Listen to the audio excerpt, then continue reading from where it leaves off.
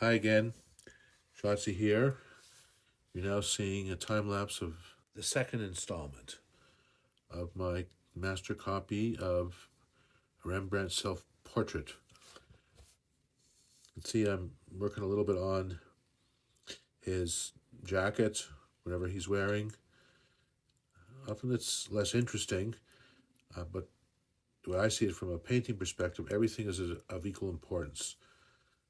The jacket is like supporting the actual face, as is the background, the negative space.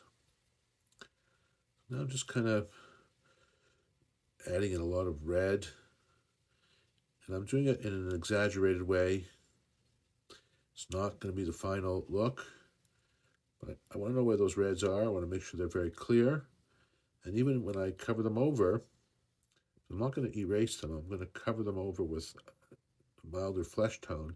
Some of that red will still show through, which is consistent with the original portrait.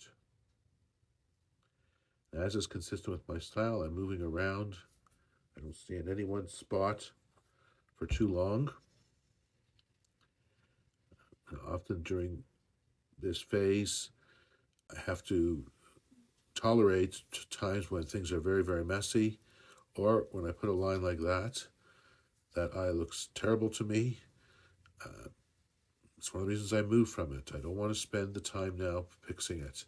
There's no time limit with a painting. I will come back and sort of modify. I came in a bit too heavy, but doesn't mean it's going to stay that way.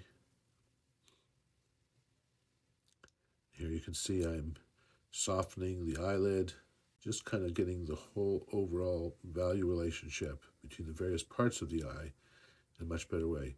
Putting in now some lines in his forehead, and his smile line down from his nose. Continuing to add red. Typically the middle of faces are more red. It's a place where there are lots of blood vessels. Rembrandt knew this and took advantage of that knowledge to help make things look more realistic. Continue to fine-tune, move around. I'm thinking of these dark and light shapes and how they relate to each other. Now, so moving into his ear, up to his hair, putting in the darks first, with a little bit of blue. Hair's cooler, he's kind of gray at this stage of his life. So I'm kind of reflecting with the dark color what's underneath. And I will come back to that at some point. Fine-tuning his chin line, back to his eyes, cheek, nose, back down to his chin. And just try to make little marks, knowing they're not perfect, they're not exact, but I'm fine-tuning my estimates. Each pass I make, ideally I get a little bit closer to where I want it. Coming with some stronger lights. We know the light is coming from one side, as is typical of Rembrandt, as I mentioned before. He likes to capture a little bit of light on the cheek. I've now moved to upside down, as you can see. This is something I learned when pencil drawing. It really helps me focus on what I see rather than what I know or what I believe. And that's sort of a left brain, right brain difference. I want to activate my right brain. That's the visual side, the artistic side. My left brain has all these ideas about what faces are supposed to be, how they're supposed to look, things like symmetry, that doesn't necessarily exist even. So I move upside down. It's kind of awkward, but it really helps me see the shapes and the dynamics and the relationship between various parts of his face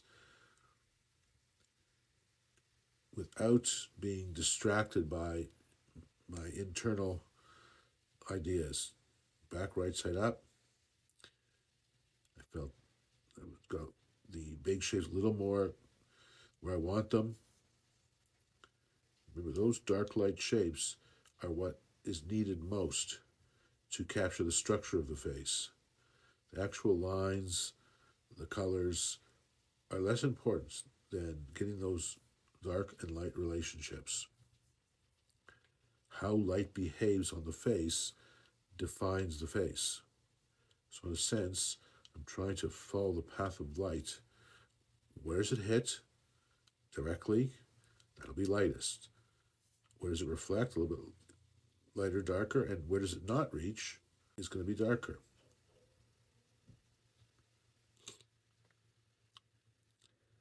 Still fine-tuning. I may go over something several times, but I try not to stay too long. I think that's really important. Adds pressure, increases anxiety and frustration when I'm trying to perfect any one spot. So do my best, a few strokes, and then move on. I will come back. I will come back many times. As I said before, there is no time limit. So I don't need to rush. I don't need to get it exactly where I want it.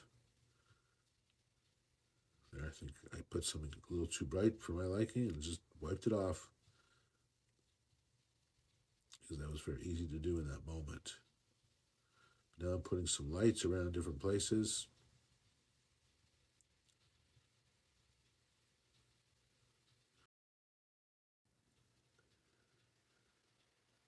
So when I put the light in now, I'll try and bring it back, a little cast shadow from the nose.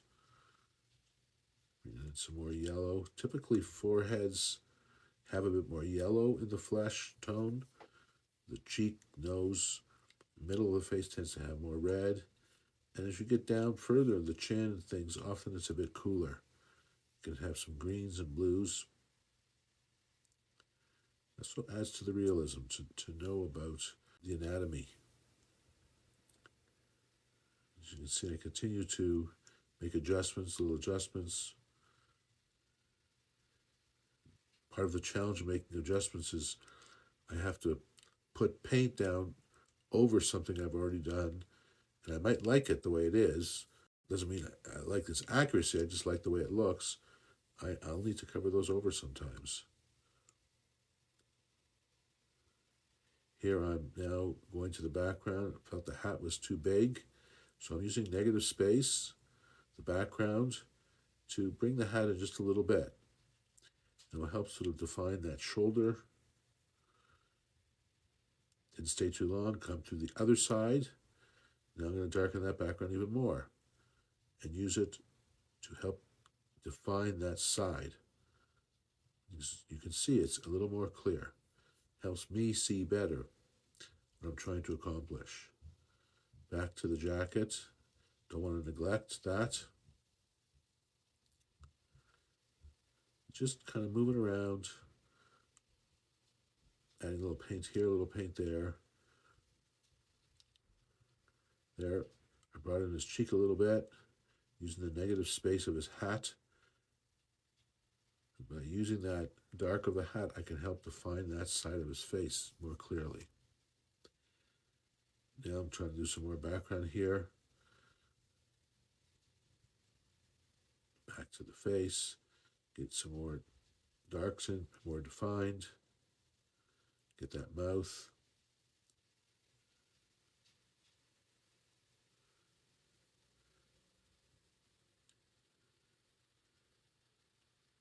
Moving all around.